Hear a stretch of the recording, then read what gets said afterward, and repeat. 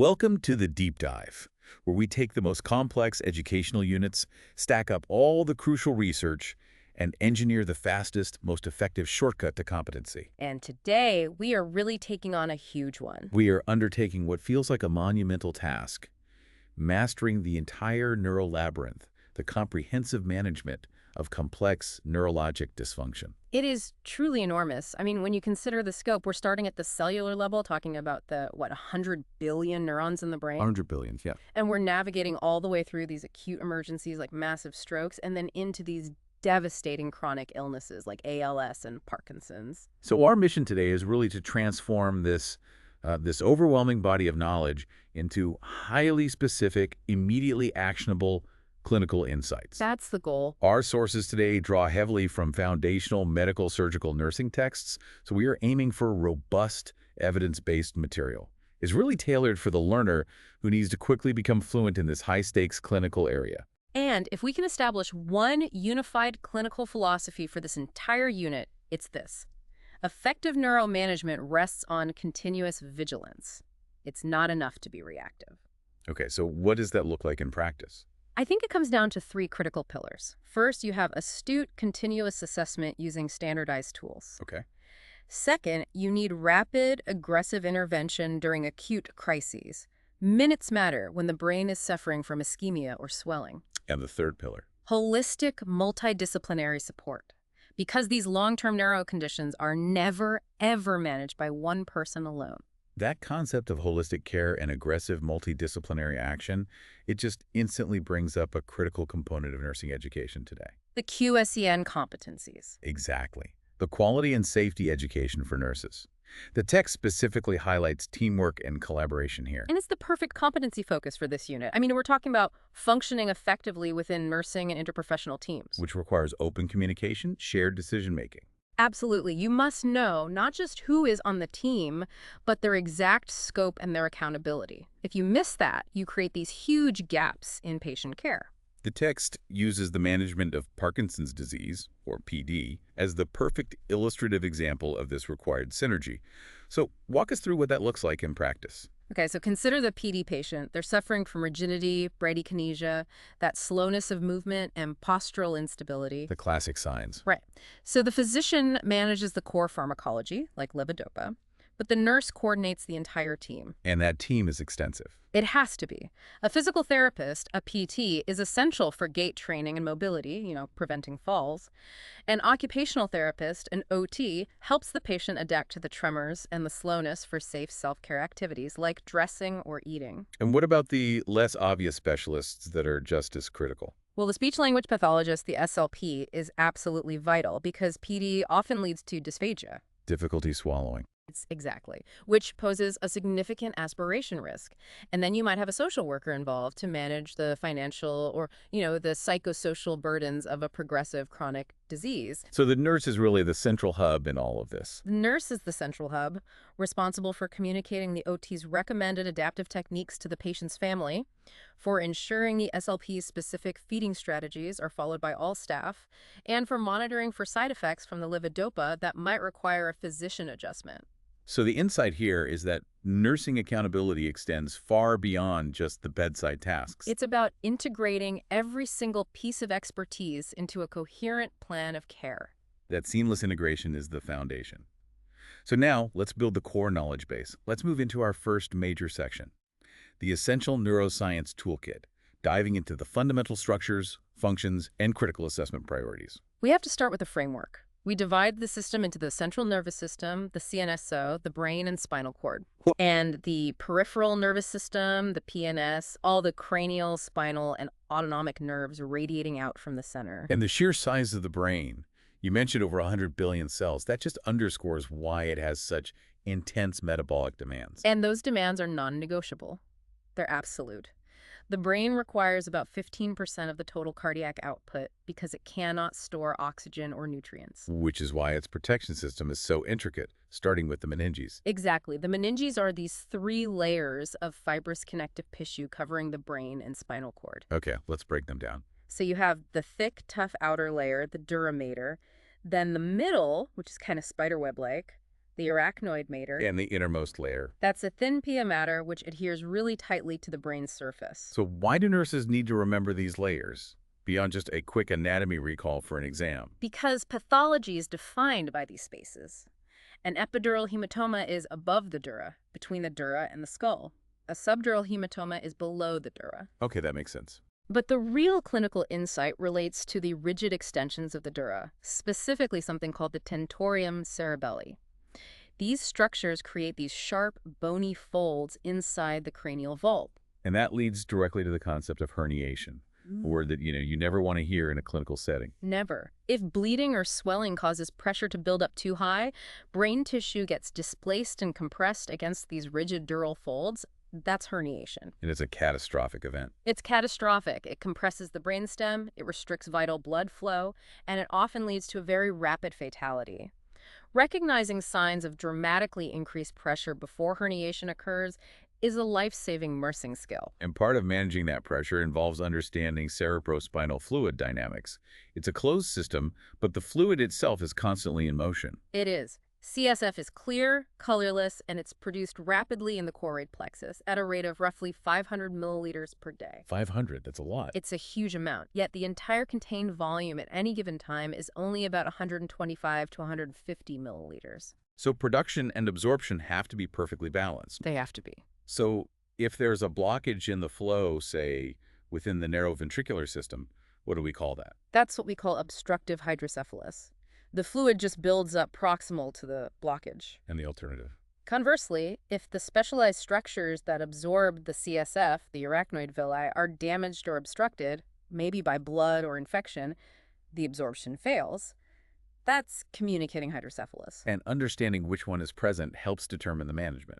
Exactly. It helps determine the surgical management, which often involves shunting the fluid elsewhere. Okay, let's pivot from the plumbing to the functional architecture, Mm-hmm. the motor pathways.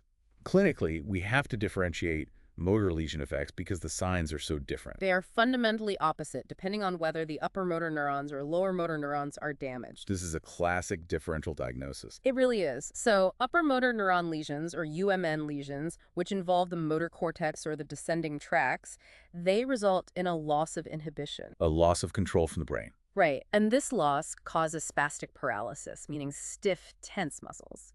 You'll see hyperactive deep tendon reflexes, DTRs, and the pathological Babinski sign. Where the great toe flexes up instead of down. Exactly, and crucially, there is very little muscle atrophy at first because the tone is still high. And then the clinical presentation for lower motor neuron, or LMN lesions, is dramatically different. Completely different. LMN lesions involve damage to the motor nerve between the spinal cord and the muscle. Since that nerve pathway is severed, you get flaccid paralysis.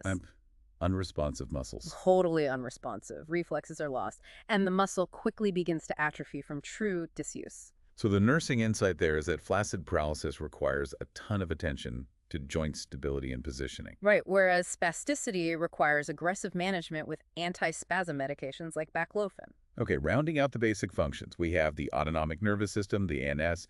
It's managing all our involuntary body functions, but it's constantly maintaining this precise balance. The ANS is absolutely critical for homeostasis. You have the sympathetic system, the fight or flight, which is predominantly excitatory. Driven by norepinephrine. It uses norepinephrine and mediates responses like increased heart rate and blood flow redirection.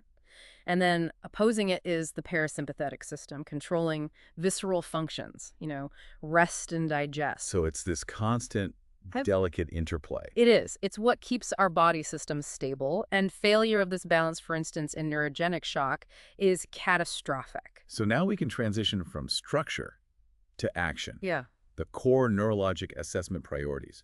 Our sources are crystal clear on this level of consciousness, or LOC, is the single most sensitive indicator of neurologic function. It is the absolute first sign of trouble. The patient's alertness and their ability to follow commands must be checked first and foremost. But if the patient is unresponsive, the nurse has to follow a very deliberate, escalated sequence of stimuli. You don't just jump straight to painful procedures. That's key. So what's that sequence? First, you try noxious stimuli. Things like a sternal rub, firm pressure on the nail bed, or a painful squeeze of the trapezius muscle. And only if there's no response to that. Only if the patient fails to respond to that should we escalate to more intense, truly painful stimuli. And beyond simple awareness, we have to assess cognitive function. This involves looking at higher intellectual functions that can often reveal some subtle damage, right? Yes, often to the frontal or temporal lobes. We test abstract reasoning, asking for similarities between two objects, or the capacity to interpret proverbs like "a stitch in time saves nine." To see if they're literal, or if they can grasp the abstract concept. Exactly. Can they grasp the concept of preparedness? And the assessment of judgment, that real-world scenario testing, I find that's often really eliminating. Absolutely. You ask the patient what they would do if they were locked out of their home without a key. Okay. An answer like "I'd call a locksmith" shows intact judgment. An answer like "I just break a window," despite an otherwise seemingly intact presentation, that reveals a significant functional deficit. And that impacts safety and discharge planning. Hugely. Moving to more specific deficits, we need to master the terminology for language and recognition failures, aphasia and agnosia. Right. Aphasia is the deficiency in language function. We have to differentiate between expressive aphasia. It's difficulty producing words. Exactly, linked to damage in the inferior posterior frontal area, and then receptive aphasia, which is difficulty understanding language, linked to temporal lobe damage. And the patient with receptive aphasia often isn't aware they aren't making sense, correct? That's the crucial part. They often speak fluently, but the content is nonsensical, and they're completely unaware of it. And agnosia. What's the key difference there? Agnosia is the loss of the ability to recognize familiar objects through a particular sensory system. This really highlights how localized brain damage can be. Give us an example. Okay, so if the occipital lobe is damaged, they might have visual agnosia. They can see the phone, but they can't name it or recognize its purpose. And it can happen with other senses. Oh yes, auditory agnosia links to the temporal lobe, and tactile agnosia, the inability to recognize something just by touch, that links to the parietal lobe. The nursing insight is that these patients require alternative communication and environmental cues. Let's solidify the motor assessment with the critical, standardized 5-point scale for muscle strength. This isn't just a number, it's the language of interdisciplinary team communication. This scale is absolutely essential for objective side-to-side comparison and for tracking improvement or deterioration over time. So let's run through it. 5 is normal. 5 is normal strength, full power against gravity and maximum resistance. 4 is fair strength. They can overcome gravity and moderate resistance, but you feel a slight weakness. And 3 is a key functional cutoff. It is. 3 is just sufficient strength to overcome gravity, but no resistance. They can lift their arm fully off the bed, but it drops as soon as you apply any pressure. Okay, and then 2, 1, and 0. 2 is the ability to move the limb, but only if gravity is eliminated, like sliding it across the bed. This is severe weakness. 1 is minimal contractile power. You can feel or palpate the muscle flexing, but there's no visible movement of the limb. And 0 is. 0 is no movement at all.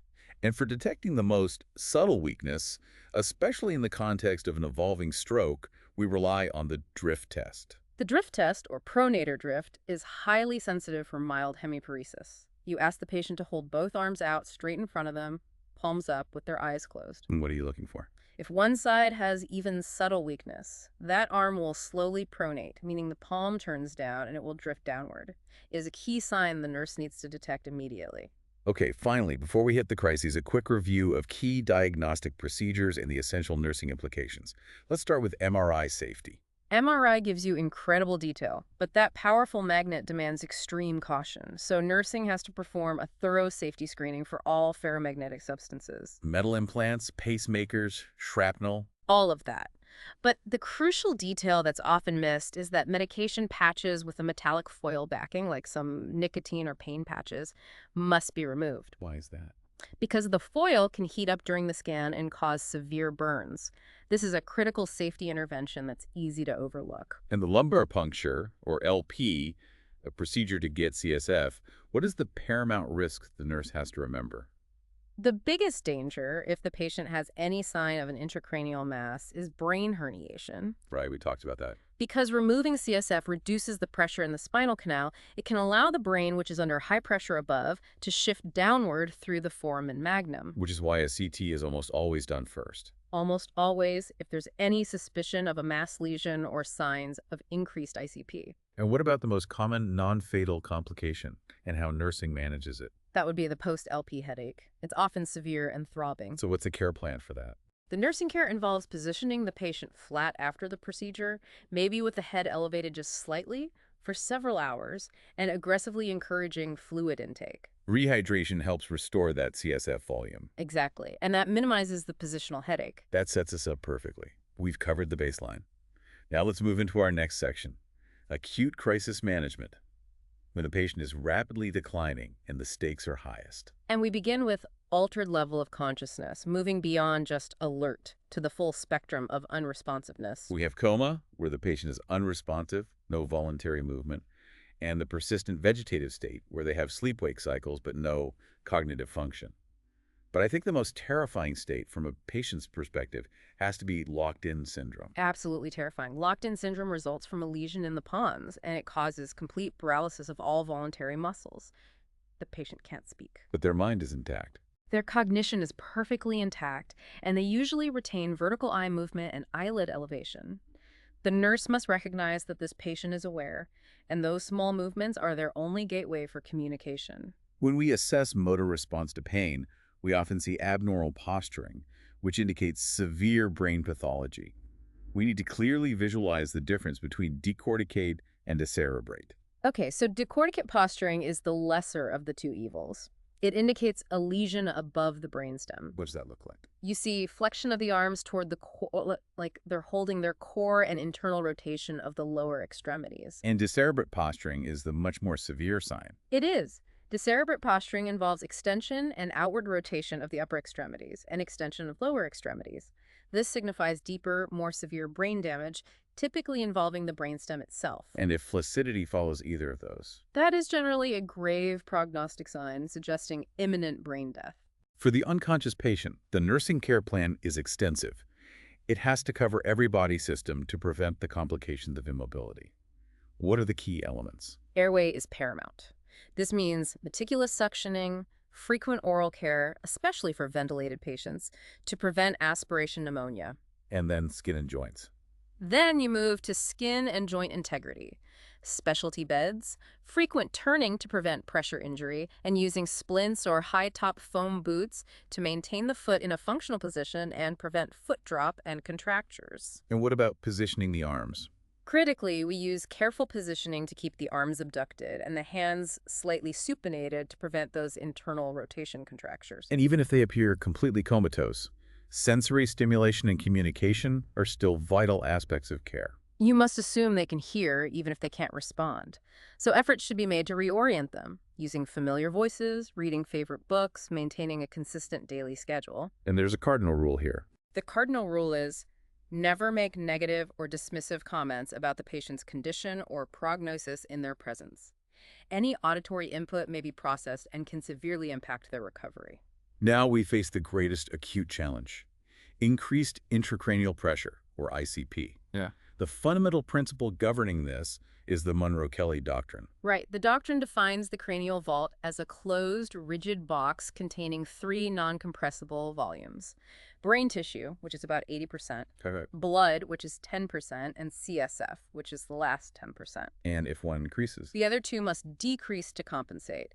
If that compensation fails, pressure rises dramatically. which is what leads to the real damage. The high ICP compresses blood vessels, leading to a critical drop in cerebral perfusion pressure, or CPP, which starves the brain of oxygen and causes that devastating secondary injury. And one major secondary complication of rising ICP, often involving the pituitary gland, is metabolic dysregulation. This can lead to 2 opposing life-threatening fluid imbalances. Yes, we have to watch for diabetes insipidus, or DI.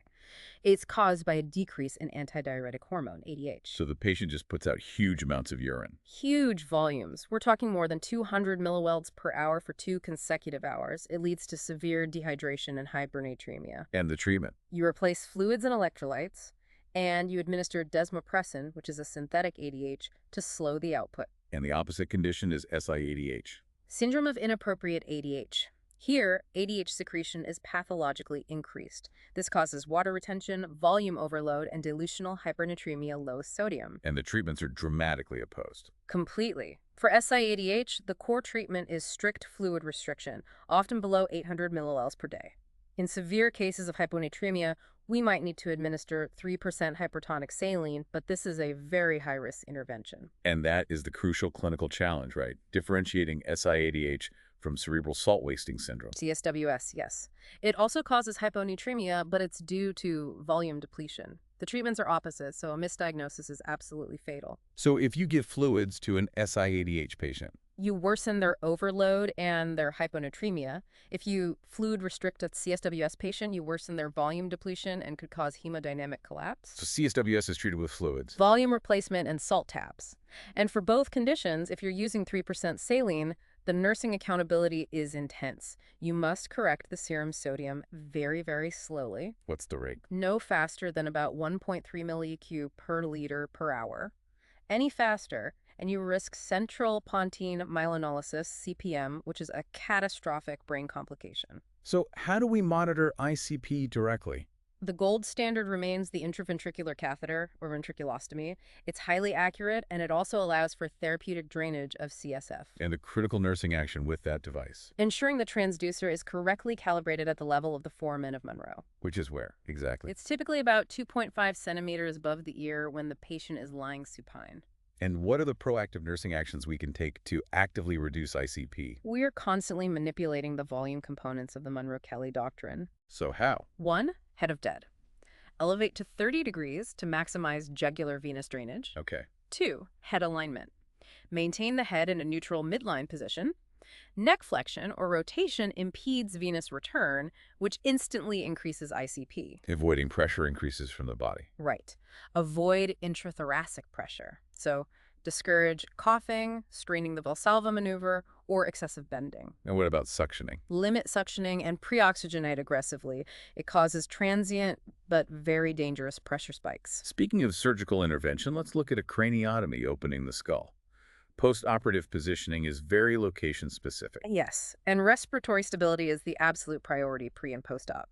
Hypoxia and hypercarbia come as cerebral vasodilation, which increases ICP. So for positioning, the surgical site dictates the rules. What if it's supratentorial? Supratentorial, meaning above the tentorium. The head of the bed must be elevated 30 degrees to promote venous drainage and decrease swelling.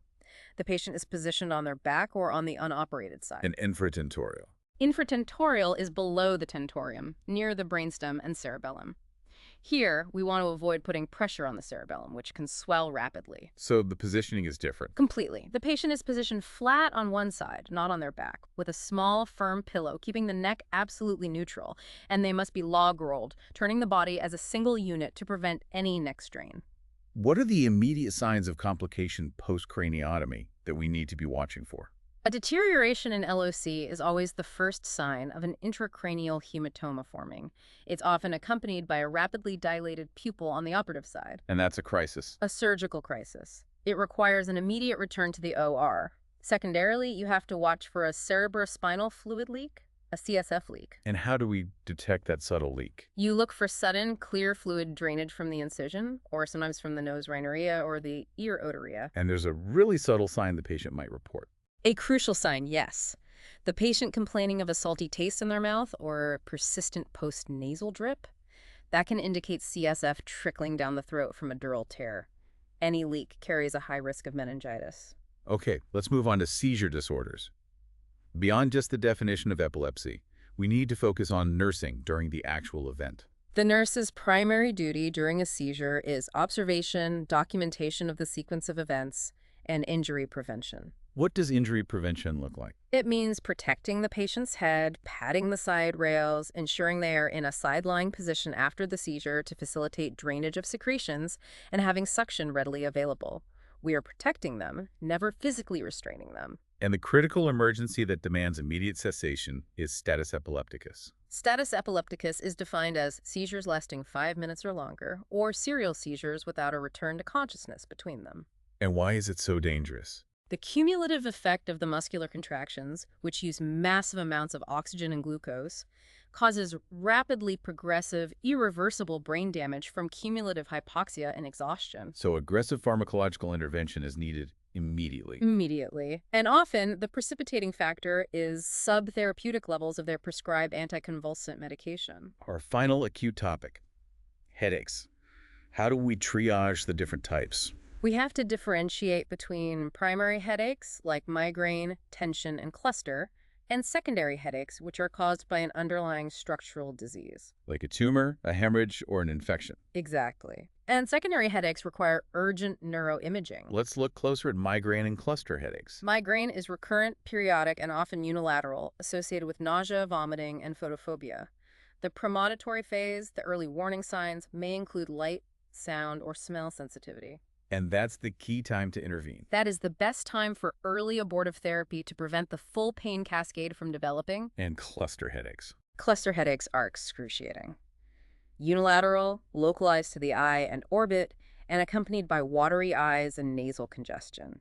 They're short-lived, but they occur in these intense clusters over days or weeks. So for all of them, the nursing focus is pain relief. Pain relief, a quiet environment, and educating the patient on identifying and avoiding their specific triggers, like alcohol or certain foods. That covers the acute collapse scenarios.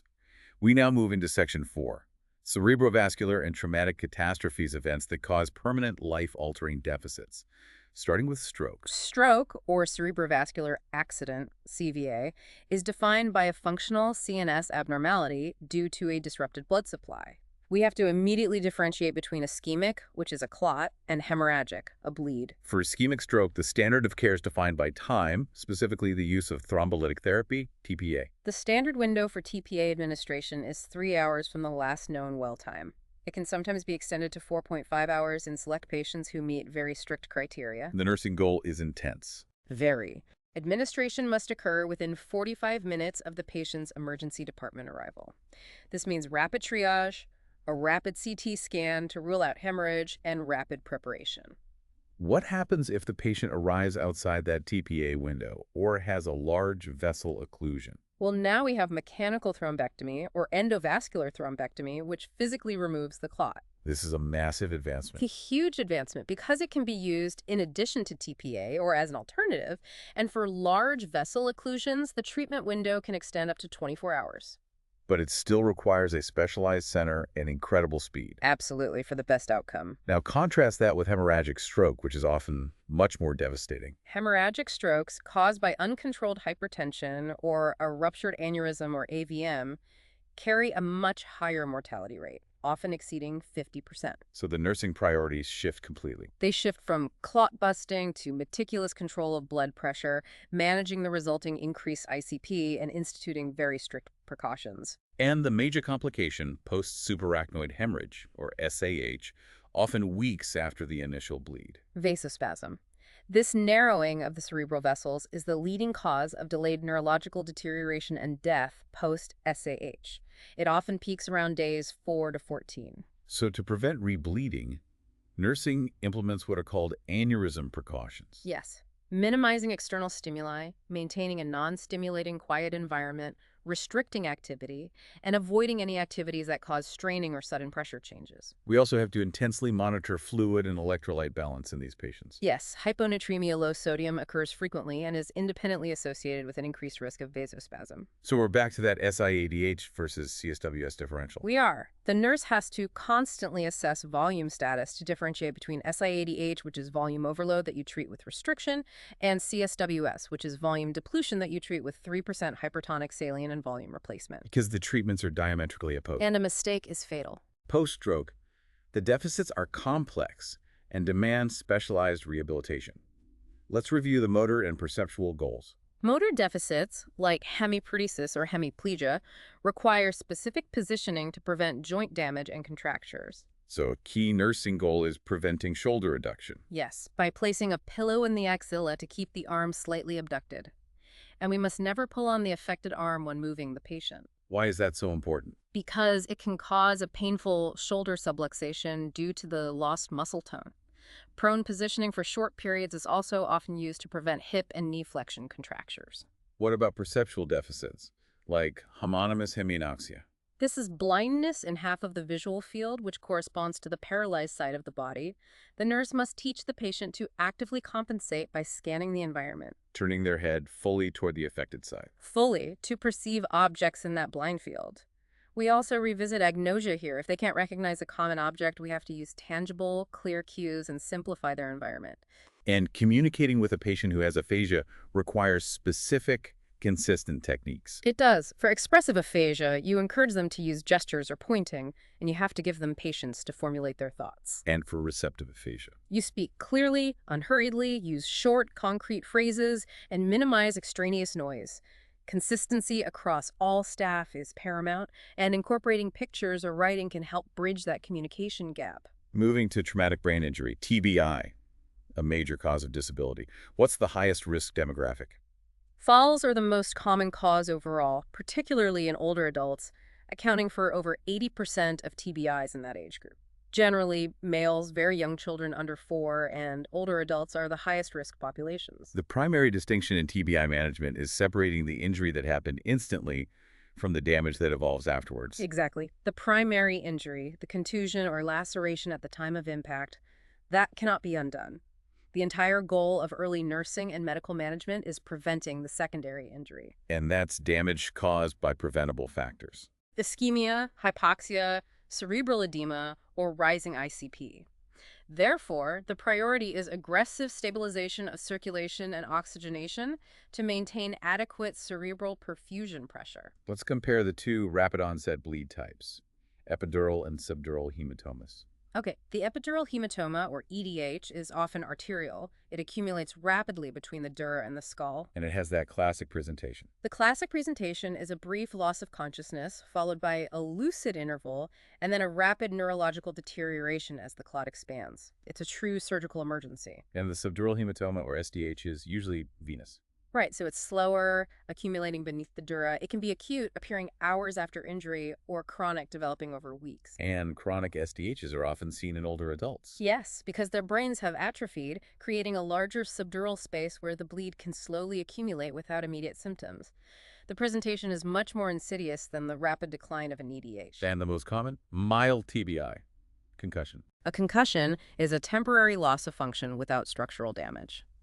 Patients are typically discharged once they return to a neurological baseline. So the nursing accountability is all about education. It's educating the family on home monitoring, watching closely for persistent dizziness, a severe or worsening headache, vomiting, or any decrease in the level of consciousness, which could signal a delayed, evolving bleed. For all TBI patients, the core of tracking their status is the Glasgow Coma Scale, the GCS. The GCS measures eye-opening, best verbal response, and best motor response.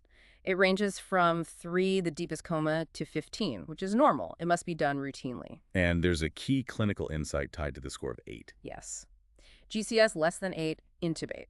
That score signifies a severe injury and the failure of the patient to protect their own airway.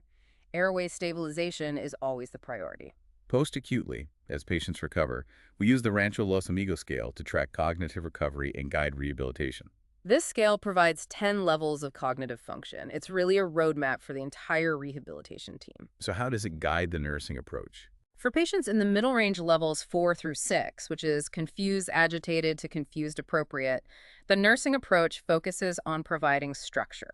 Because the agitation often stems from confusion. Exactly. So providing a highly consistent schedule, minimizing stimuli, and maintaining a calm, predictable environment is vital to reduce their distress and help them progress. Finally, in this section, spinal cord injury, or SCI.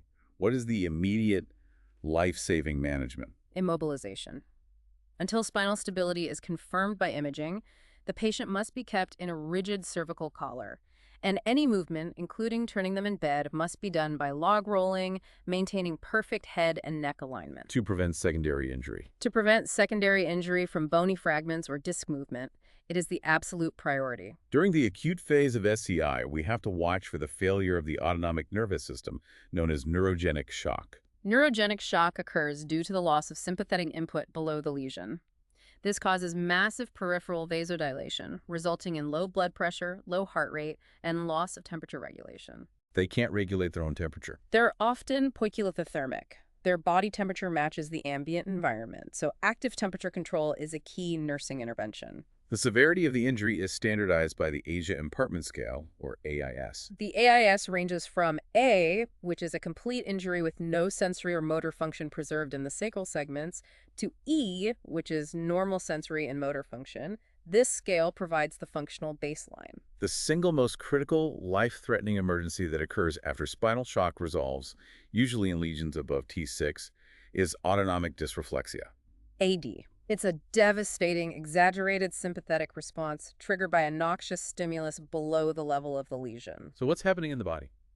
The sympathetic nervous system just fires uncontrollably below the injury. The body tries to compensate with a massive parasympathetic or vagal response above the lesion. And this leads to some hallmark symptoms. A severe pounding headache, sudden paroxysmal hypertension, often very high profuse sweating above the lesion, and marked bradycardia. And the absolute instantaneous nursing priority. Find and remove the noxious stimulus.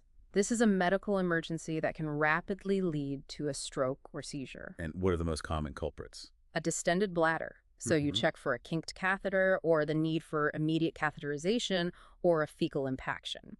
You elevate the head of the bed to try to lower the blood pressure, but the main treatment is removal of the trigger. That covers the catastrophes. Let's move into our final section: degenerative, infectious, and inflammatory challenges, starting with meningitis. Bacterial meningitis, the inflammation of the meninges, is a true medical emergency demanding immediate action. The moment it's suspected, immediate empiric IV antibiotics are needed to achieve high concentrations in the CSF. What's the standard regimen? Often involves penicillin G plus a cephalosporin. And the nursing management. It focuses on symptom control and neurovigilance. The patient needs aggressive fever control with cooling blankets and antipyretics to reduce metabolic demand. And comfort measures. A quiet, darkened room for comfort due to the headache and photophobia. And we also have to monitor closely for SIADH, which is a known complication of inflammatory brain states. We should briefly acknowledge Creutzfeldt-Jakob disease, or CJD. CJD and VCJD, yes. These are rare, fatal, degenerative prion diseases. Prions are unique infectious proteins that are resistant to conventional sterilization methods. And there's no cure. No cure. Care is entirely supportive and palliative, usually resulting in death within about a year of symptom onset. Okay, let's move to the three major autoimmune and neuromuscular junction disorders, starting with multiple sclerosis, or MS. MS is characterized by the demyelination and formation of plaques scattered throughout the CNS. This slows or blocks nerve impulse transmission, Leading to all sorts of varied symptoms. fatigue, spasticity, vision problems, weakness. Relapsing remitting MS or RRMS is the most common form. Management focuses on two things: slowing the progression and managing the symptoms. Exactly. Disease-modifying therapies are used to delay progression. For symptoms, specific agents are key. Baclofen is the medication of choice for controlling painful spasticity. And for the fatigue. Amantadine or dalfampridine can be used to combat the chronic, debilitating fatigue that so often accompanies MS. Next, myasthenia gravis, MG, which involves the neuromuscular junction. In MG, antibodies attack and block the acetylcholine receptor sites at the myoneural junction. This results in severe, fluctuating voluntary muscle weakness that paradoxically gets worse with continued activity. And the hallmark symptoms. Often ptosis, eyelid drooping, and generalized muscle fatigue. How is the diagnosis confirmed? The edrophonium test. You administer thivi-edrophonium chloride. If the patient has MG, there is a transient dramatic resolution of the ptosis or muscle weakness within 30 seconds. It's very clear. And there's one treatment that can actually lead to remission. Yes, thymectomy removal of the thymus gland is the only treatment that can result in complete sustained remission, which happens in about 35% of patients. And the critical nursing surveillance for MG. Vigilance for respiratory failure. This can be either a myasthenic or a cholinergic crisis. The nurse must routinely monitor two key respiratory function tests: vital capacity, or VC, and negative inspiratory force, NEF. And a downward trend is the warning sign. A downward trend in either of those parameters is the first objective sign of impending diaphragm muscle failure, requiring immediate airway support planning. Finally, in this group, Guillain-Barre syndrome, or GBS. GBS is an acute ascending paralysis caused by demyelination in the peripheral nervous system, often following a viral illness. The paralysis typically starts in the lower extremities and progresses upward. And there is an absolute crucial clinical point here. Cognition remains completely intact, despite the potential for total paralysis. What does that mean for nursing care? It means an extreme focus on psychological support and communication, in addition to all the physical care. Management involves therapeutic plasma exchange, or IVAG, to reduce antibody levels. So the nurse's focus is twofold: Constant respiratory monitoring with VC and NIF, and immediately establishing a reliable communication system, eye blinks, picture boards, so the paralyzed but fully aware patient can express their needs and reduce anxiety. Let's turn to the degenerative disorders, starting with brain tumors. The prognosis really relates heavily to the tumor's location. Yes, the consequence of a tumor is often compression. So the surgical goal is maximal removal of the tumor mass, but without increasing the patient's existing neurologic deficits, like causing new paralysis or blindness. So even benign tumors can be lethal. Even small benign tumors in vital areas, like colloid cysts that cause obstructive hydrocephalus, can be lethal simply through mechanical obstruction. Parkinson's disease, PD, is defined by a distinct loss of a specific neurotransmitter. PD stems from the degeneration of dopamine-producing cells in the substantia nigra. Dopamine is inhibitory. Acetylcholine, ACE, is excitatory.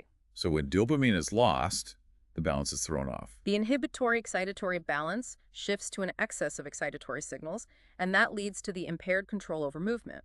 The cardinal signs are the classic triad +1. Resting tremor, the classic pill rolling that disappears with movement or sleep. Rigidity, muscle resistance to passive stretch. Bradykinesia, that overall slowing of active movement. And postural instability, with the stooped posture and shuffling gait, leading to a high risk for falls. Pharmacological management relies heavily on levodopa-carbidopa. That combination is the most effective therapy.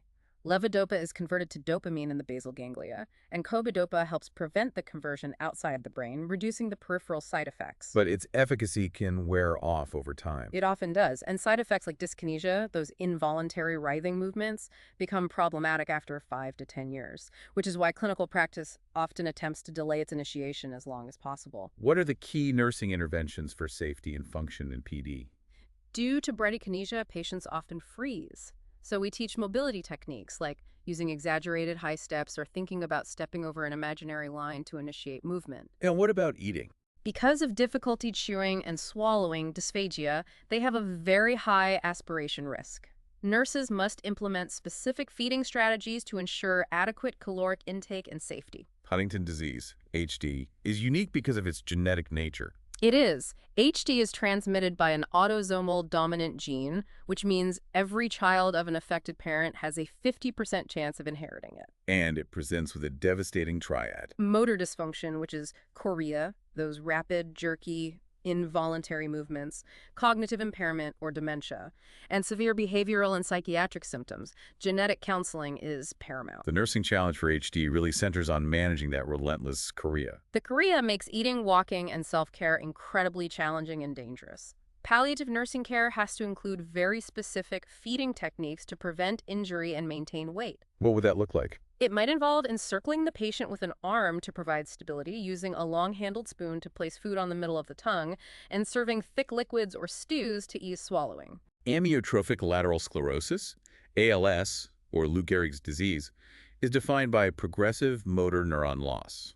ALS causes progressive muscle weakness, atrophy, and eventually respiratory failure, but tragically, it spares cognitive function in most cases. And there's no cure. Currently, no cure. Management is purely palliative and focused on optimizing function and quality of life.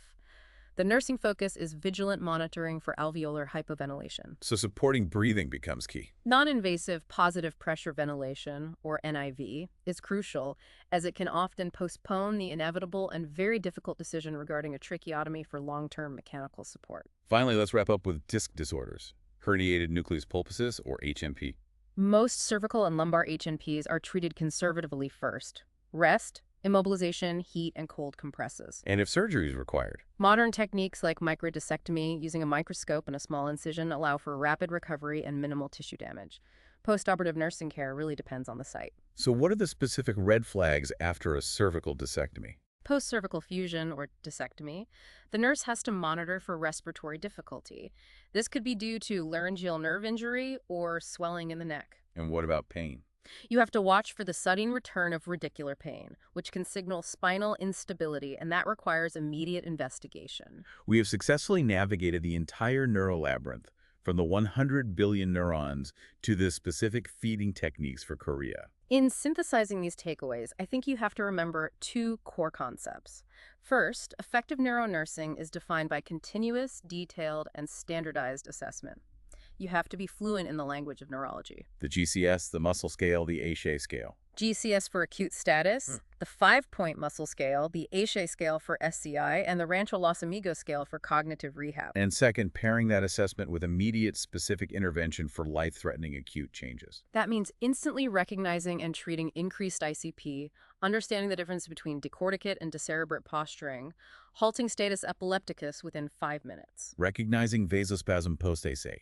Monitoring NIF and VC for respiratory failure in MG and GBS, and immediately identifying and resolving autonomic dysreflexia. Your speed is the patient's protection. We've covered everything from the fragile meninges and the Monro-Kellie doctrine to the intense coordination required for chronic care in Parkinson's disease.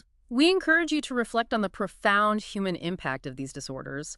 As you deepen your clinical knowledge, consider the resilience required for daily living with a progressive disease like ALS or MS. How does the knowledge we discussed about locked-in syndrome affect the way you would approach patient communication? Understanding the context of these conditions transforms competency into true compassionate care, and that is ultimately the greatest insight we can offer. Thank you for joining us on the Deep Dive.